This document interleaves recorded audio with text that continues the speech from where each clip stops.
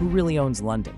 It's not the king, the government, or even the wealthiest corporations. It's a single family, a $14 billion dynasty that has controlled the richest parts of London for centuries. And unless you're a billionaire, you're probably paying them rent.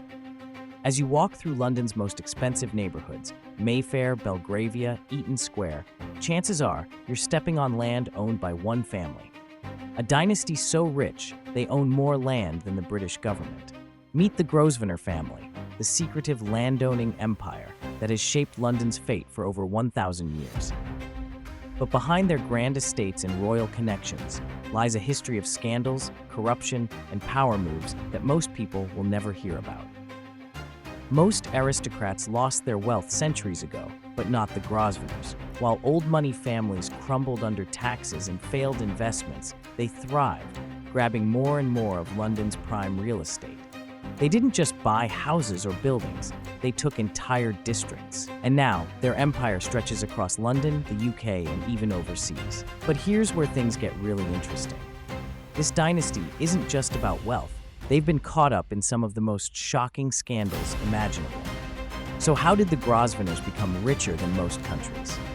It all started in 1677, when Sir Thomas Grosvenor married an heiress who gifted him 500 acres of swampland in what is now Mayfair and Belgravia, two of the most expensive areas in the world today.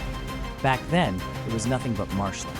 But instead of selling, the Grosvenors held onto it for generations. And as London grew, so did their fortune.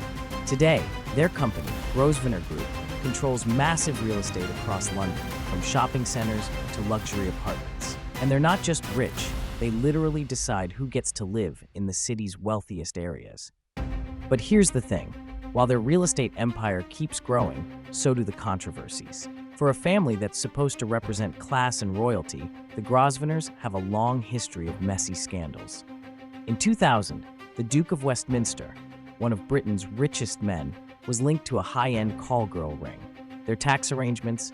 Questionable at best. Despite owning billions in land, their offshore trusts and clever loopholes allow them to pay shockingly little tax.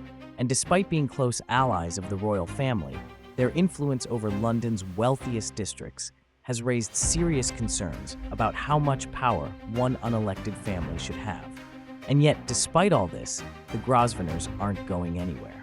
The family still owns over 300 acres of central London and holds land across the UK, Canada, Australia, and Asia. Their $14 billion empire continues to grow, and with London property prices skyrocketing, they are set to become even richer, while the average person can barely afford to rent. So while politicians talk about housing crises and rising costs, one family continues to quietly collect rent from some of the world's wealthiest tenants. The Grosvenors didn't just inherit wealth, they mastered the art of holding on to it. They don't chase fast money, they own the land and let everyone else pay them. And in a world where land equals power, they might be one of the most powerful dynasties on the planet. If you thought this was insane, wait until you hear about the billionaire who bought an entire country.